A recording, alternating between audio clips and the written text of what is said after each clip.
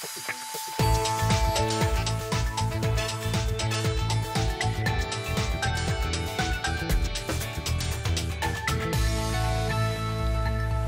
hadden Kater nog heel net verwerken, maar toch kunnen de oranje slingers van Zouderhelle worden. Want eind deze mannen zet het WK Kworbal uiteen. Maar als jenige Fries Erwin Zwart. En in het nieuwe programma Tafel 18 jit Omroep Friesland op ziek naar de beste amateurkok van Friesland. En chef-kok, meesterkok Albert Kooi, maar dat bepalen. Goejoen, dit is Bient. De biografie van het Frieske wetter, waarin alles beschreven is, onder het liedste sletje, het zit er alweer in. Morgen komt het uit, het leidt nou bij de drukker, schreuntrog Karel Gildemacher, hier de uitjouwer Steven Sterk. Steven, welkom. Ja, we zijn natuurlijk een wetterprovincie, Friesland, een boek over wetter, het leidt van de hoorn. Ja, daarom is dat nu voor dat het nooit eerder verschijnd is. Hoe kan dat nou? Ja, dat zijn van die dingen die je dan afvragen. Hoe kan dat? Hoe het landschap is saffelens kreun. Duizenden boeken over het Frieske landschap en nog geen één over het Frieske wetter. Nee, dus het eerste boek over het Frieske wetter. Nou ja, dat doet Karel Gildemacher met dit idee kwam. Hij dat ik vooral pak van dit moet er komen en dit moet er wezen. Ja, want vertel Friesland, eens. Wat... Nou ja, Friesland, bedoel, als je boeten Friesland met mensen kan praten, is het beeld van Friesland vaak wetter. Hè? Mensen die zo de zeiltjes, het komt voor het zeilen. Ja, want Albert, dan komt u uit Brabant. Ik ben hier gekomen om te zeilen. Ik ben hier alleen maar komen wonen om de Friese meren, de Friese wateren. Dus dit is het mooiste. Ja. Ik kom over heel de wereld, maar als ik terugkom in Friesland, het mooiste van de wereld. Kijk, dat jaren we graag. En dat komt alleen terug het wetter, mooi terug het wetter. Maar zo, het is natuurlijk meer. Het is, het is de bloedsomloop van Friesland het wetter. Wat zei dat mooi. Ja, mooi. Hè? Poëtisch. Ik heb stijl van Karel Gildemacher, het staat in het boek. Maar het budget van zelfs, wij hier in de wetterwegen. Er werden hier 14 groeven om het turf te transporteren. We hier in de trekschuiten, we hebben 14 groeven om te reizen. Dus het wetter wie ik uw kanaal, uw vervoermiddel. Het is volle meer als alleen nog het Joodijske recreatie en het mooie van Friesland. Het is een doel. We hebben de marn groeven, want het is turf, we hebben baggeren. We hebben de turf hier we nodig om te branden. We hebben vaak het zout in de turf nodig om te broeken in de keuken. Precies. We hebben hier nog een oorzout. Friese worst, voor de Friese worst? Ja, worst, ja. Nou. Dus het wie volle meer als alleen nog maar het scootjesiel. Het is nog een keer de bloedsomloop van Friesland. Nou, we hebben wel opnames maken van het boek zelf. We kunnen even een beetje zien hoe het er dan uitshot. Maar wat is voor jou nou, want dan is er natuurlijk, dit zijn wat opnames van het boek, zoals je het eruit. Wat is voor jou nou het meest opmerkelijke verhaal? Dat is zoals van ja, maar dat wist ik heel nog net. Ja, er zit zoveel in wat ik net wist. Ook gruwelijk soort feiten en nieuwe informatie. Wat ik heel nieuwsgierig vind is dat het Slettemer maar, ik ben opgegroeid in Sleet, ik ben een Slettemer, dat net groeven is voor het zout, maar ik voor het turf. Dat het zoutwinning meer de warmer waar weer. En dat de delen, weet ik nou inwenjen, voor hen in het landschap een delte weer. Ja, even de delen in Friesland, dat leidt midden in Friesland is dat, hè? Het veenweidegebied. Ja. En nou, als het uit de muntflat stierst in de jaren 40, dan sjost een bal. Dus het hele landschap is zakken. Dat is heel actueel, die discussie van het veenweidegebied. Bij Friesland lijkt het in een landgebied, ligt toch het inklinken van het veen. Nou ja, dat zijn hele fascinerende gegevens uit het boek. Ik ken al wel oren terug in, maar ik geloof net dat wij zoveel tijd hebben. Maar het zit hier dus al in? Het zit er al in. Maar de mensen denken misschien van, ja, dit boek heeft hij nou al in de hand. Maar dit leidt eigenlijk nog bij de drukker. Maar dit is eventjes gewoon, eigenlijk is dit gewoon een rood kapje. Dit komt maar het kaft is wel, het is wel een echte kaft. Originele kaft. Monier wordt de rest van de boeken. In de werkelijkheid wordt het ongeleverd. Motion presenteren we het. Dus het is al heel erg vast. Maar het brengt zoveel feiten. Dit is een boek. Voor waar is dit precies bedoeld dan? Voor alle Friesen? Of voor mij? Voor de Zolje? Voor je Friesen. Waar wil net wat weten van het Frieslands wetter? Want dat is dus leven. Nog een keer, dat is dus bloedsomloop. Dus het is een wichtig onderdeel van uw maatschappij. Elke keer die wat met Friesland heeft, die maakt toch wat witte wollen over het wetter. De Frieske Wetterbibel. Zij is het. Leidt mooi dus in de winkel. Steven Tiegetank. Want van een heel trouwens een soort Frieske wutten weten we eigenlijk kwalijk wat ze budgetten. Dat is heel geef, hè? Dat is heel geef. Ik hou van idioot. Precies. Nee, maar goed, dan ben ik een heel soort wutten. Daar weten we eigenlijk amper wat ze budgetten. Aansen de Riege praat maar Friesk. Eerst even het Nederlands overtal, jongens. Gaan we eerst er al je sjoen? Het wie natuurlijk tieren dramatisch. Ja, met een boek erbij. Met een boek erbij. We gaan het er niet meer over hebben. Want gelukkig zit er het WK Kworbal Wolfvaart door. Maar uw eigen Frieske troef, Erwin Zwart.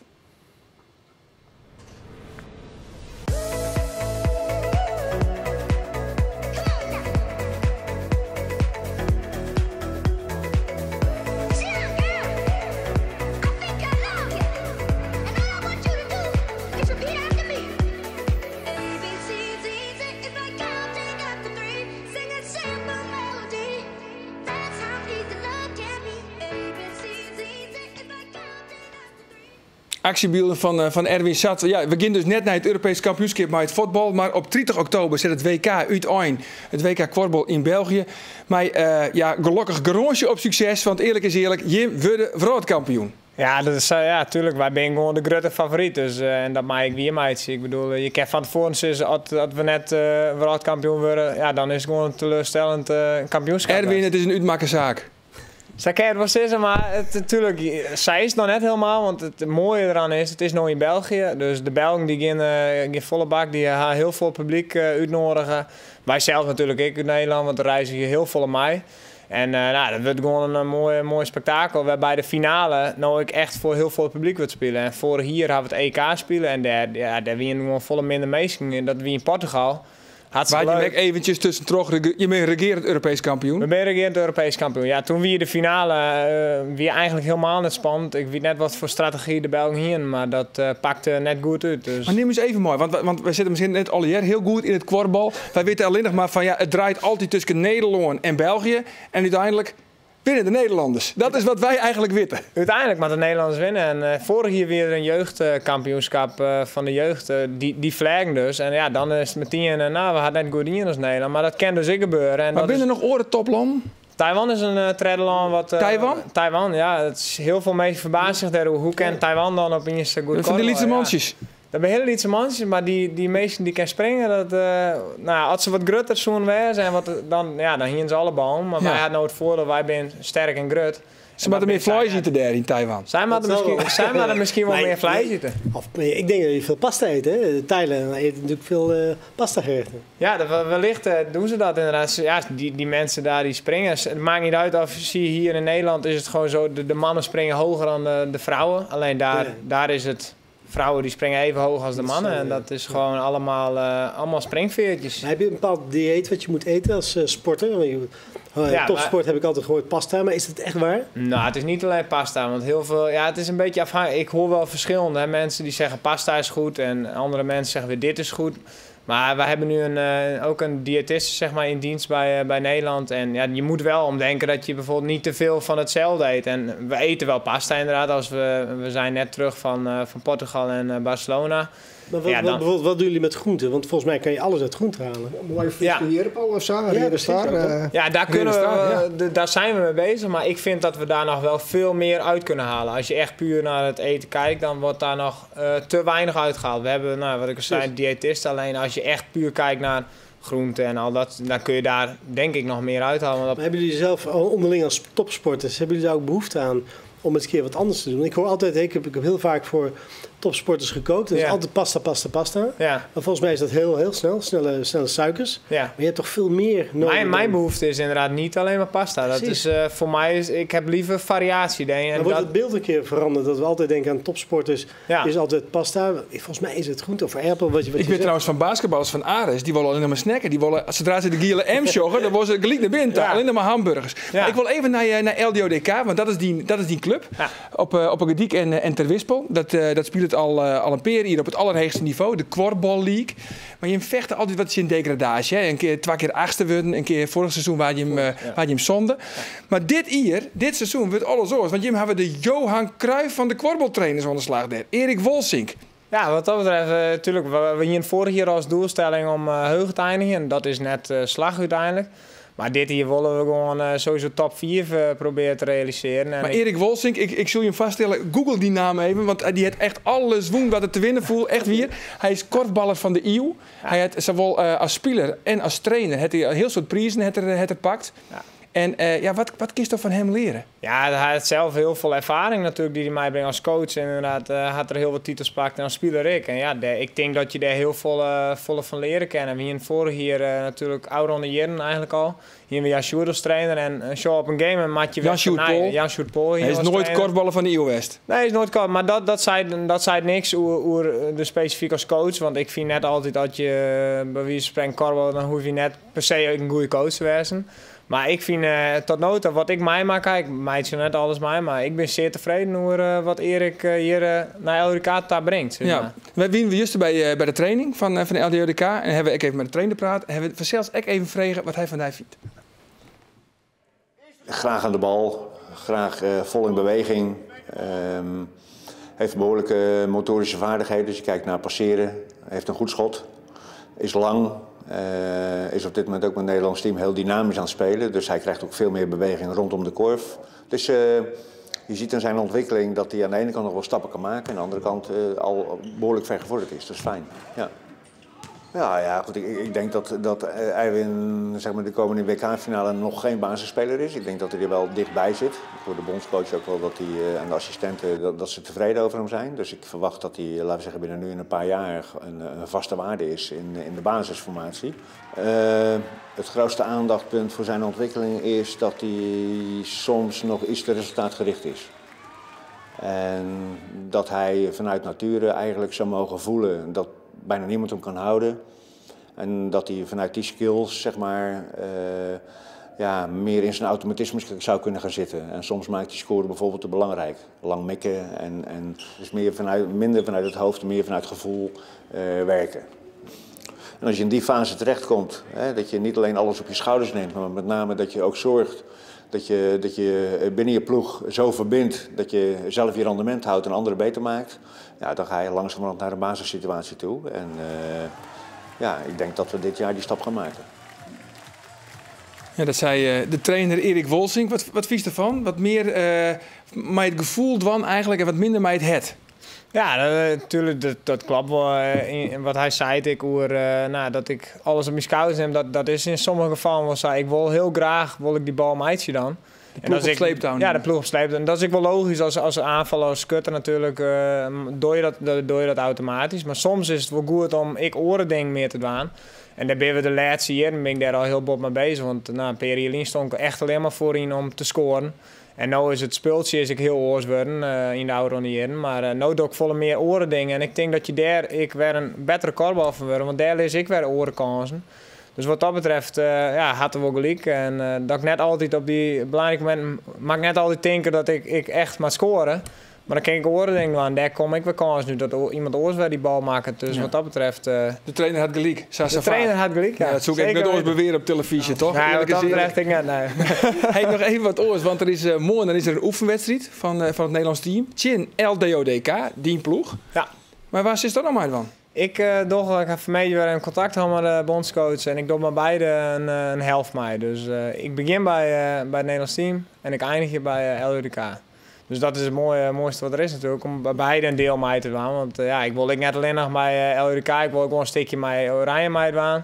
Maar ja, oorsom, ik heb bij LDODK, dus dan wil ik sowieso een deel mee doen. De scores van die over de oren scores net, of al? Ja, zo kan ik het maar. Had ik mijn eigen club wil laten winnen, dan kan ik zeggen, ik scoor net de volle. Het zou toch mooi zijn dat LDODK wint van het Nederlands team? Als verrassing je wint, ja. Oké, Erwin, een heel soort succes. Dus morgen speelt het LDODK een oefenwedstrijd in het nationaal team. De wedstrijd is om 8 uur in de sporthal op de Gediek.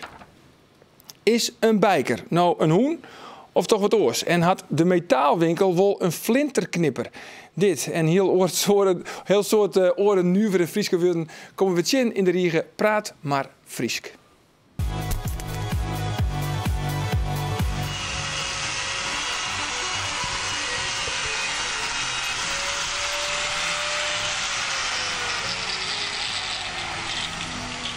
Ja, mag ik wel even wat vragen hier? Ja, zeker. Ik wil je eraan door de glutsen. Weet je hoe je door de glutsen komt? De glutsen? Ja. Wat is dat ik vraag, man? Nog nooit van je het? Nee. Mijn skip die lijkt nogal diep, dus ik moet even door de glutsen. Dat schiet me wel, maar dat heb ik nog nooit van gehoord. Nee? Dit is niet eigenlijk een vlak op de vlier. Nee. Op de bodem van de zee bedoel ik. Nou, daar ligt wel eens een verhegingje tussen. En ik denk dat dat een glutsen is. Ja, precies, maar dan andersom. Een glutse is een geul of een geul.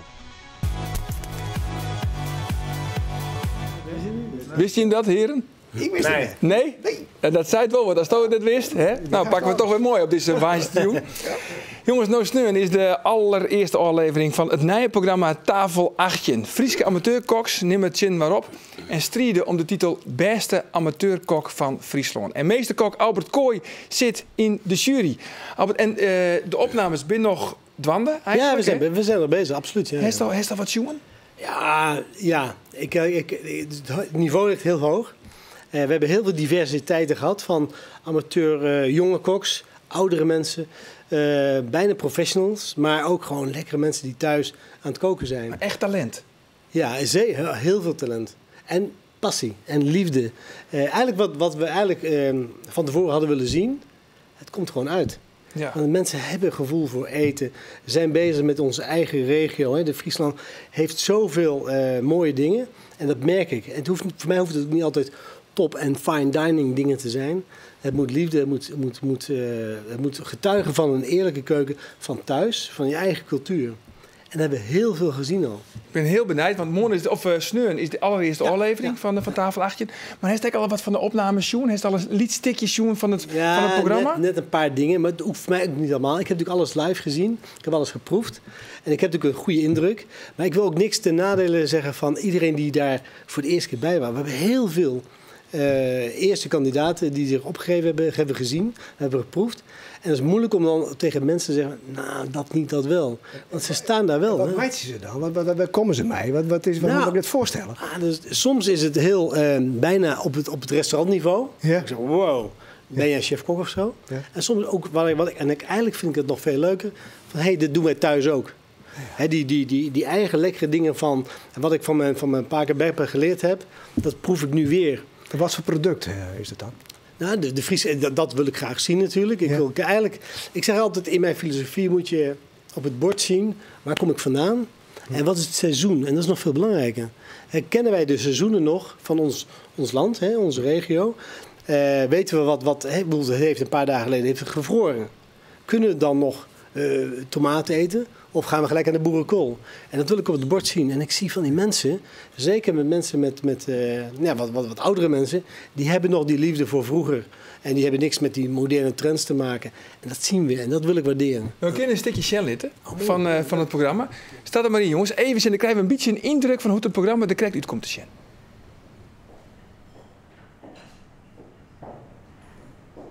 Het heeft wel wat voorbereid is, maar het is nog steeds wel moeilijk om een jelle te doen. Er komt ook bepaalde druk bij dat het toch wel moeilijker is. Hey Jorrit. Kijk eens aan. Oké, nou het ziet er heel mooi uit. Ja, mooi bezorgd. Dus ik vind het ook heel belangrijk dat het aantrekkelijk uitziet. Dus het is goed gelukt. Dus we gaan even lekker proeven. Ja. Is het gerookte paling? Gerookte paling en daarna onbakt. En de hiest hem aanlakt mij. Eerst wat hunning en daarna het laatste stukje, maar inderdaad mooi een combinatie van balsamicoazijn en ketchup. Kokjes mooi krokant. Ja. Ja. En we zeggen dat ik mij het oren jurylid, Ipi van der Leij, eigenaar van restaurant Bij Us in Ljouwert. Maar dan moet je dus jureren en die kandidaat zit dus echt verwachtingsvol naar je te zien. Tuurlijk. Ja, waar let je dan op bij het prioen? Nou, het moet vooral lekker zijn, maar dat is altijd zo. Maar lekker is tegenwoordig met de moderne industrie, de voedingsmiddelenindustrie, is al heel gauw verkrampt naar smaakstoffen die chemisch gemaakt zijn. En dat klinkt heel raar, want eigenlijk alles wat wij dagelijks eten met elkaar is al bijna te lekker. En waar ik naar kijk, is het nog authentiek.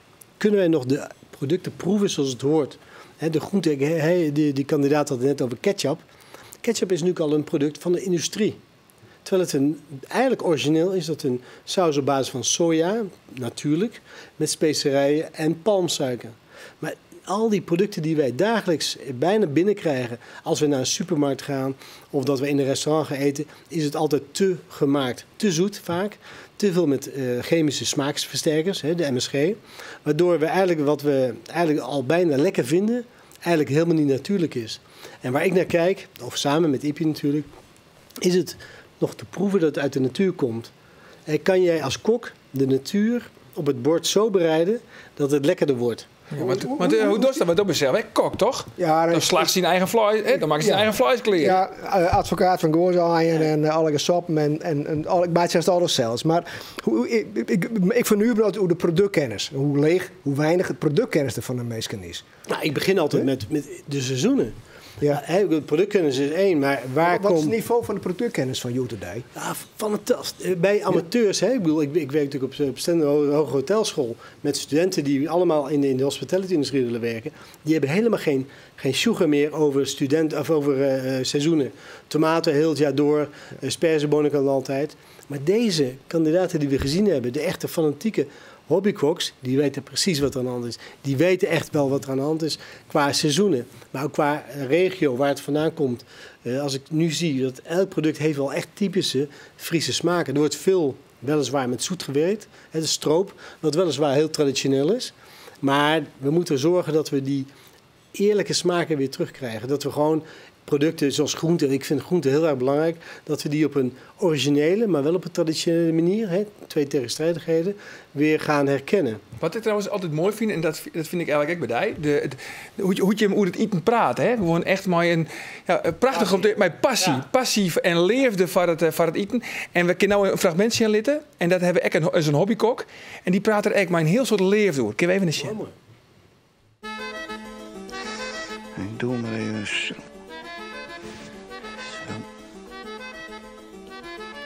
En dan komt de vulling erin. Oh, zo. Met wat lekkere oude kaas.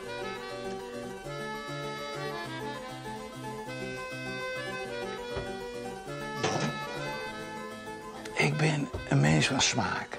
Ik vind die smaak moet goed wezen als het klaar is. En daar ben ik altijd met bezig.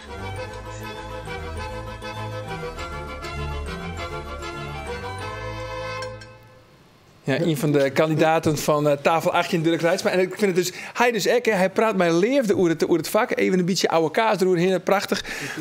Uit een poetsje. Ja, dat dan weer wel. Maar ja, vooruit. Dat showen door de vingers, hè. Nee, want dat maakt niet uit. Nee, want die visie, en dat heeft eigenlijk ook een beetje bezocht uit te lezen, van is de nieuwe Hollandse keuken, hè, Dutch cuisine. Ja. Maar dat is dus gewoon echt het gebroekmaatje van, vooral een soort groente, wat minder vlees en vooral dwarsem. Nou, het is meer dan dat. Want ze zetten mij wel vaak in de hoek van, ik ben van de groente 80-20, wat ik inderdaad ook wil onderbouwen. Maar ik heb met 5 principes, wat ik hier omschreven heb, is het belangrijkste dat we een nieuwe keuken gaan creëren. Een nieuwe keuken die altijd lekker is, maar die vooral gebaseerd is op onze eigen cultuur.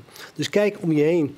Wat groeit er in de Nederlandse cultuur? Wat groeit er hier in Friesland om je heen? Gebruik dat in plaats van producten uit de andere kant van Europa of de wereld. Zullen we dat dan echt weer waarom in dit programma? Ja, ik vind het namelijk belangrijk als we zeggen, dit soort mensen zoals Dirk die we net gezien hebben, die liefde, die passie, maar die moet ergens op gebaseerd zijn. Anders kunnen we overal dingetjes vandaan halen. Maar wat laat je zien van een eigen persoonlijkheid? Je bent geboren, ik ben geboren in Nederland of je bent geboren in Friesland. Laat zien wat er vanuit je eigen cultuur komt. Zijn we eigen producten ook kiezen? Of? Ja, ze mogen zeker heel graag eigen producten kiezen. Maar bijvoorbeeld heb ik ook graag als middelpunt de groente gezet. Okay. Want groente kan je namelijk op die manier laten uitzoeken dat het seizoen is. Dat uit je eigen cultuur is. En dat is eigenlijk het moeilijkste. Ja. Iedereen, als je praat over koken of praat over uit eten gaan, is het een lekker biefstukje of een stukje vis eten. Ja. Maar voor mij is het eigenlijk, en dat hebben we ook gezien, dat is ook de opdracht ook geweest, laat zien wat je met groente kan. Want als je groente begrijpt, kan je koken, maar je weet ook wat het seizoen is. Want het beste seizoen is altijd bepaald door de groentes. Ja. En je kan zien, het heeft gevroren, we gaan nu naar andere groentes dan in de zomer. En dat kan je op bord laten zien. En dat is alle te zien, no sneun, in de allereerste aflevering van Tafel 18 bij Omroep Friesland. Heren, ik vond het tier gezellig hier in de studio van Bien. Dank voor je komst. Ons Safir, van nou nog een hele gezellige jongen. Dag.